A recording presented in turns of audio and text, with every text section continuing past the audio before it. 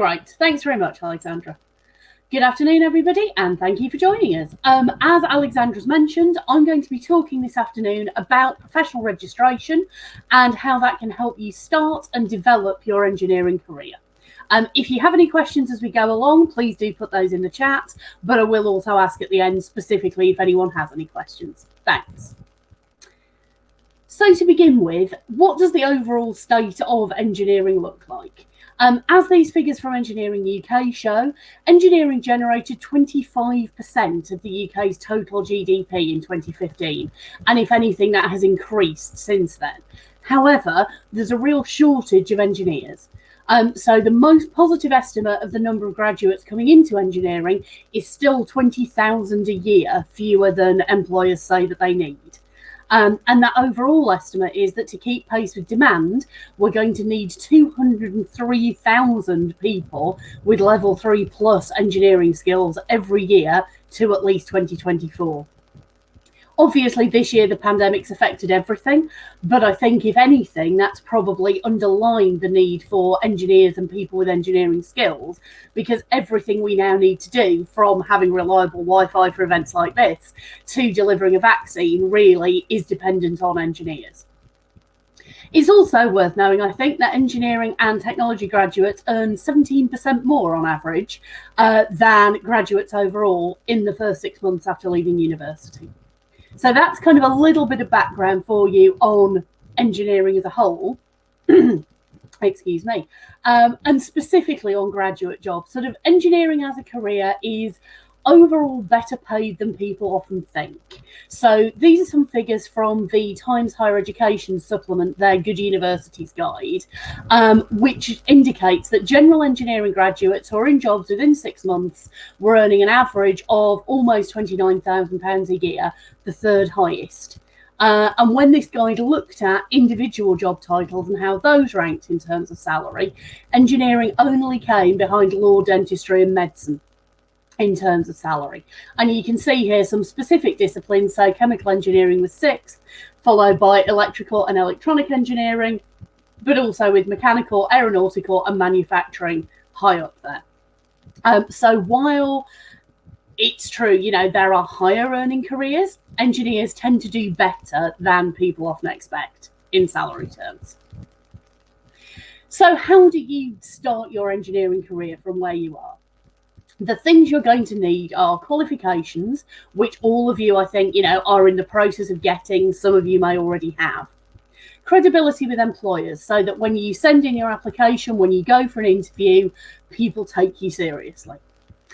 International mobility, which may be you deciding that you would like to work outside the UK for a while, potentially, you know, moving internationally in the long term, or maybe because engineering is such a globally mobile profession, your employer sending you overseas to work on a particular project, and that's very common. You'll need access to development opportunities so that you continue to learn and develop over the course of your career. Engineering moves fast, technology moves fast, and, you know, even somebody who graduates with fantastic knowledge, that isn't going to stay up to date for your next 20 or 30 years in engineering. So development's really important. And also contacts and networks to help you potentially get a first job, to help you continue to develop throughout your career, and to have access to that kind of peer support and knowledge that is really useful to any practicing engineer. So what does professional registration offer you? Well, really, it's an independent assessment of your engineering competence, and that's carried out by people who don't know you and don't employ you, and is recognised by employers in every sector and globally across the world. So there are countries that have sort of a more regulated engineering profession than we do here and require a sort of licence to practice, but professional registration is recognised across the world.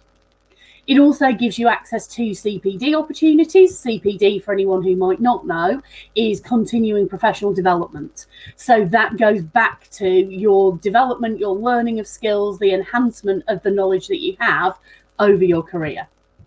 It also gives you a professional title and letters after your name, so that other people can see the standard you've reached and the fact that you are professionally registered.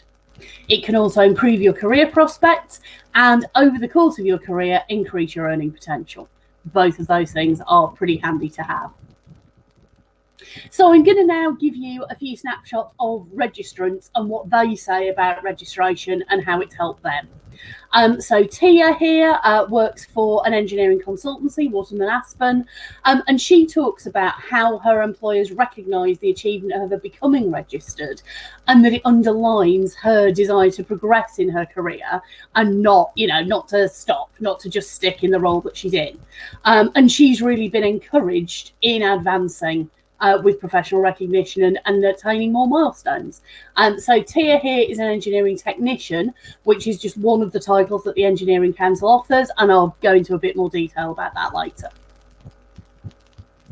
Jamie Lee is an incorporated engineer, and she, talked the striving to be the best you can be, I think, is really important. Professional registration is a voluntary standard. It's not something that's legally required. So by choosing to be registered in the first place, you demonstrate that you're someone who is interested in your own professional development, who's committing to being a really good engineer, not just an engineer.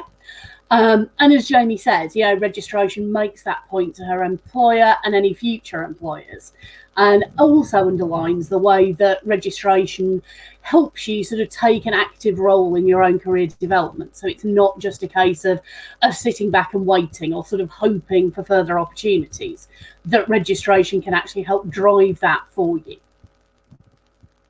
Moving on to a chartered engineer.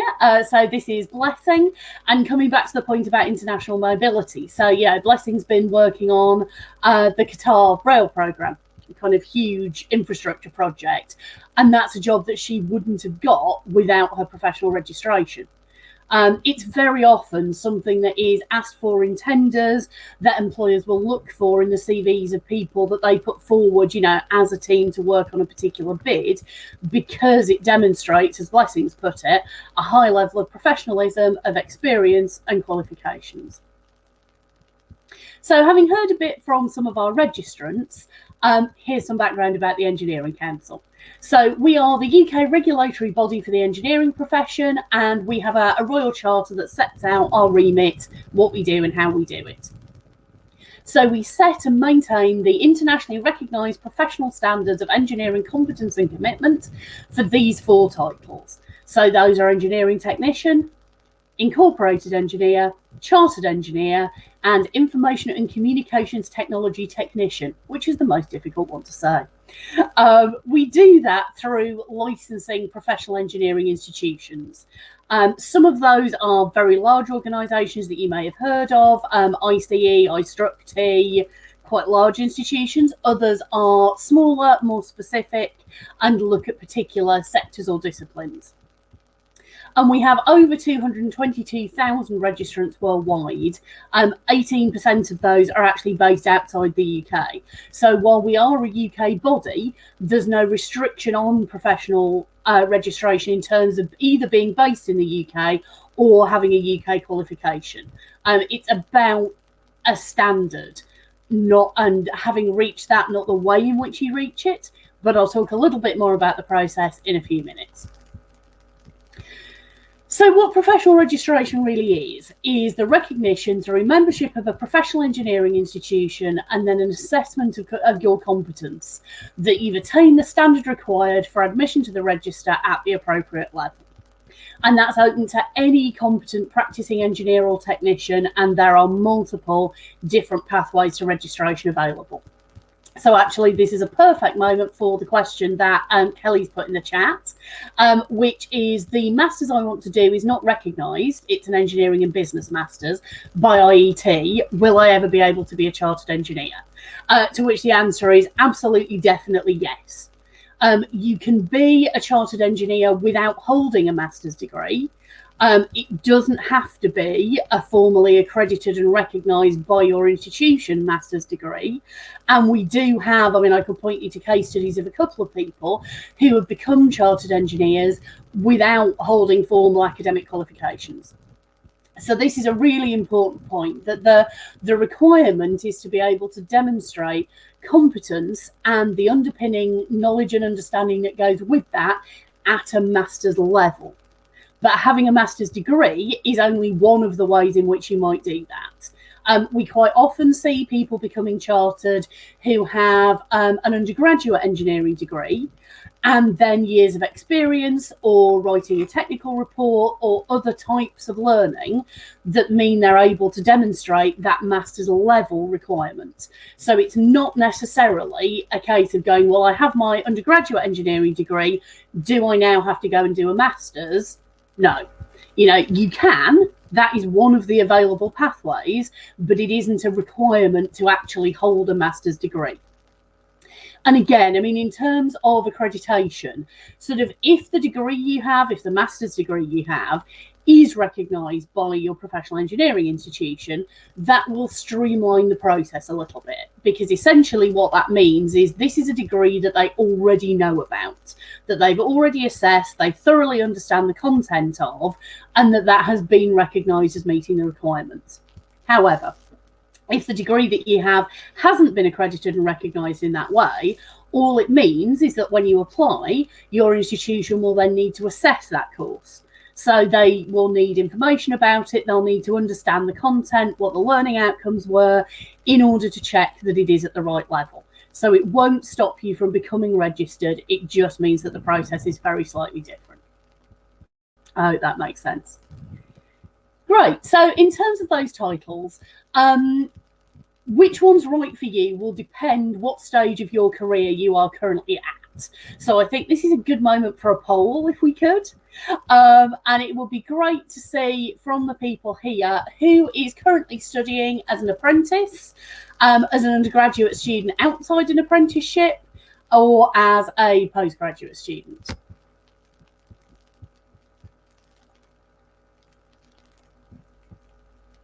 Okay.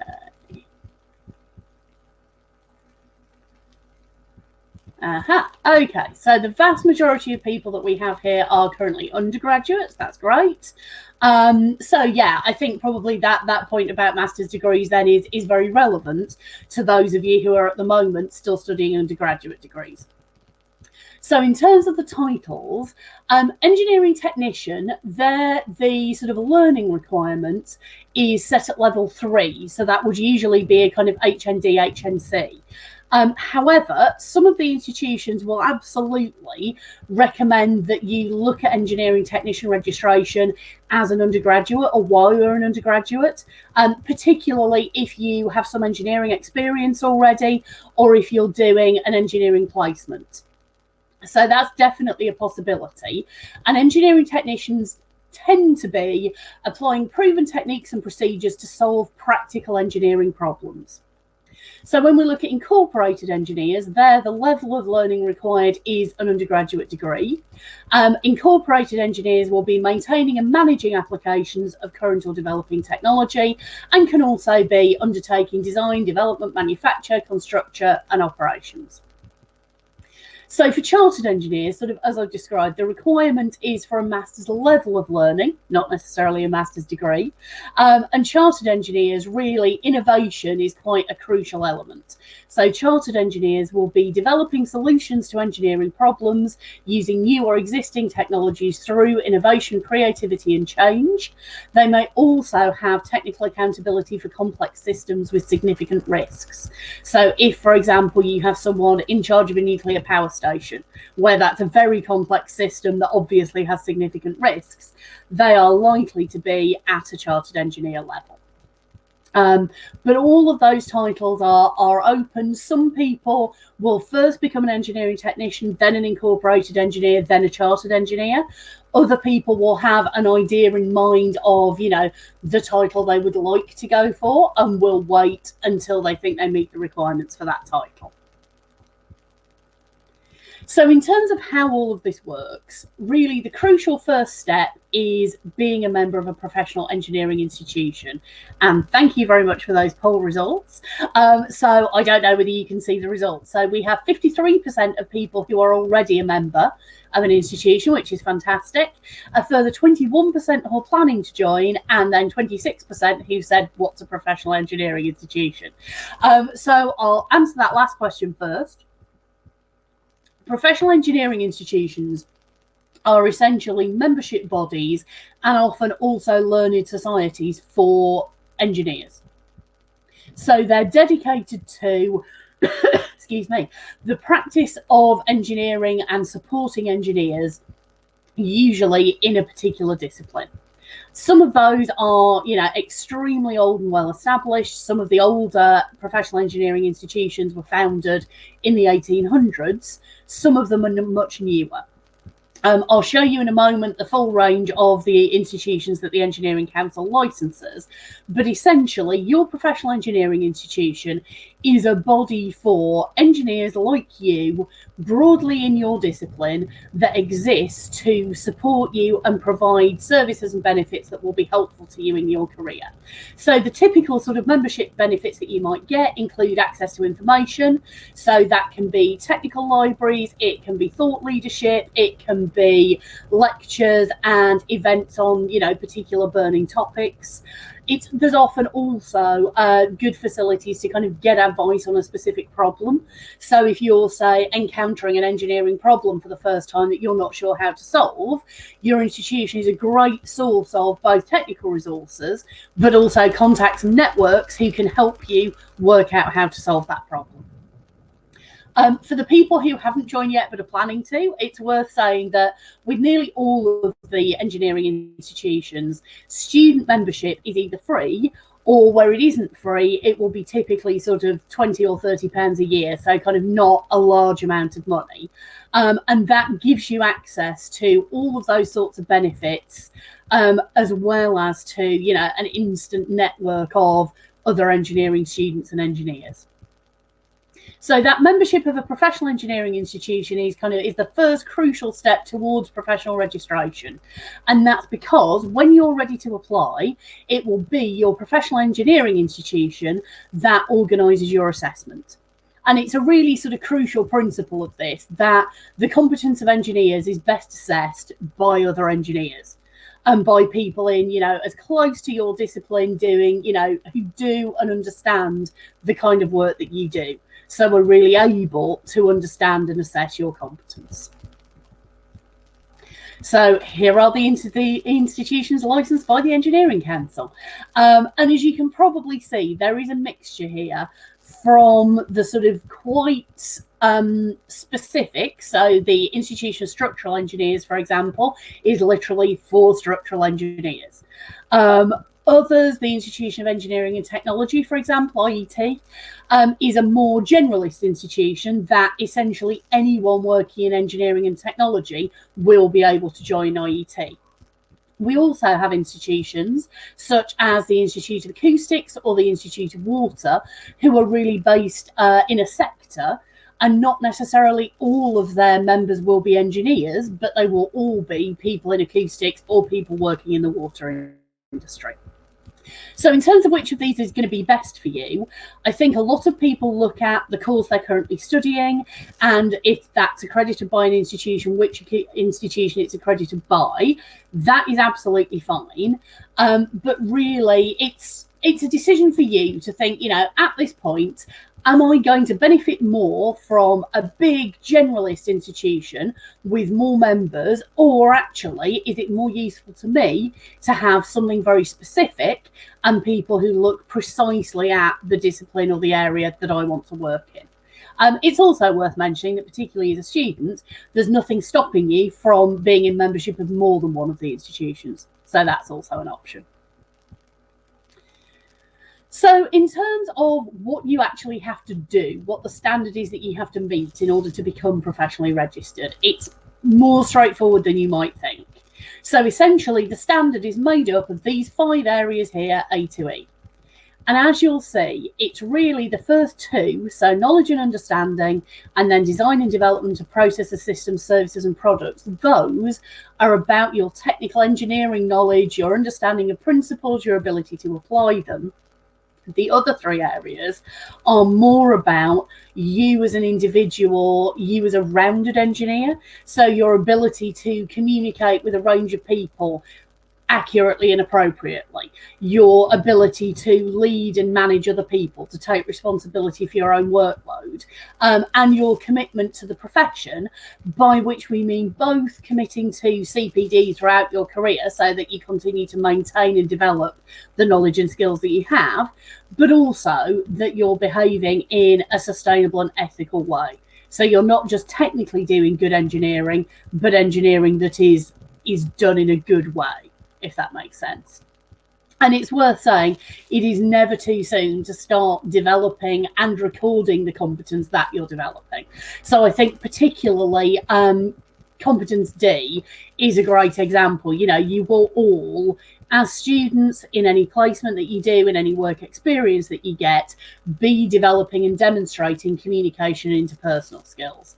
And there are a couple of examples here of, you know, what those skills need to look like, how those can be demonstrated. And it really, when you come to apply for professional registration, that will be so much easier if you already have a record of the work you've done and the skills that you developed. I talked to somebody recently at a Royal Academy of Engineering event who had done their application for professional registration in an afternoon, because they already had those records and they'd made a note as they went along of every project that they worked on, how they were demonstrating those competencies, what examples they could give, what evidence they could show. So that then made the process really simple. I think where people may find it more difficult is if they've been working for 5, 6, 7 years and then say, oh, great, I'd like to apply for registration. And at that point, are trying to assemble evidence from 6 or 7 years of work that they maybe don't have to hand. So that, you know, it really will help you in the future. Another question in the chat from Kelly, which that is opposite to what I've just been talking about. There is no set length of time that it takes to become chartered.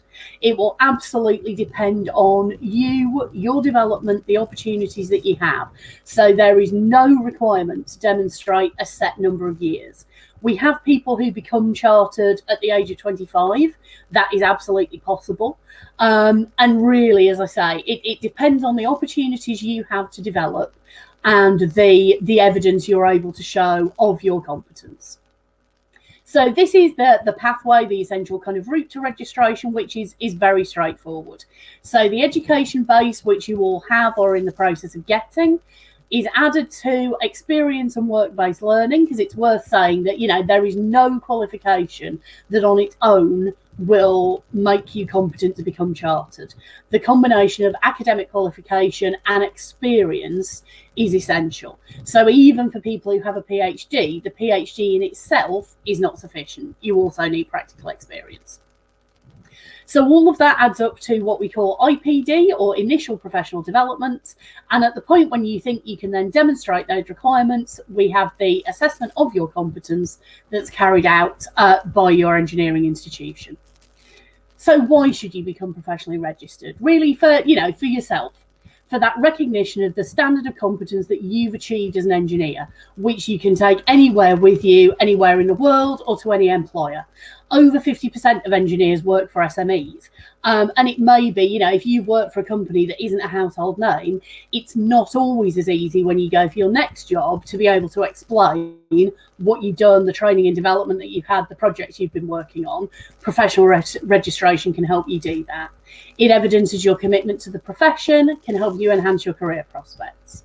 In terms of your employer, they know then that they are hiring a competent person who has already demonstrated that.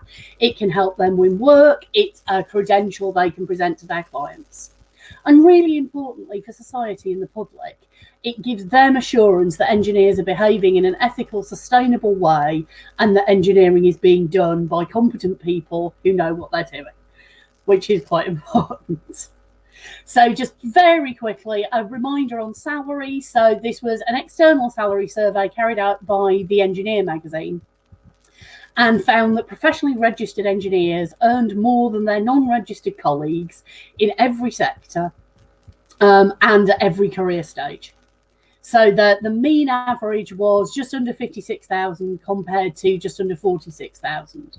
Now, that's obviously a relatively senior salary, but, you know, even in sort of first jobs in entry-level roles, that difference between registered and non-registered engineers was very much still evident. And then just very quickly coming back to what registrants have said, so Charlotte, an engineering technician, she's on the first step of the ladder there and feels that's motivated her to do further professional qualifications and to carry on developing. Emma's been promoted since becoming an incorporated engineer. Other staff then she feels look up to her, and she's been doing mentoring with both a graduate and an apprentice. Larissa, who is a machine learning lead at Google and also a doctor. And, you might think that in itself will be sort of sufficient demonstration, but she talks about how important it is to her to have that independent assessment of strong professional standards and of competence. So great. That is all I had to say. And I think I'm just on my time, Alexandra. Is that okay? Thank you so much, Kate. That was great, really useful. And you managed to answer questions as you were going through your talk, which was very helpful. Thank you. No problem at all. We are going to have to finish so we can head over. Of course. But just want to say thank you again, and for everyone listening, don't underestimate the importance of chartership and start looking into it as soon as possible. Thank you very much, Kate. And thanks very much. Thank you. We're going to be moving over to the next session, which is either engineering leaders scholarships or securing work experience and placement opportunities top tips. So if you want to head to the stream you're interested in, and we will see you over there. Thanks, everyone.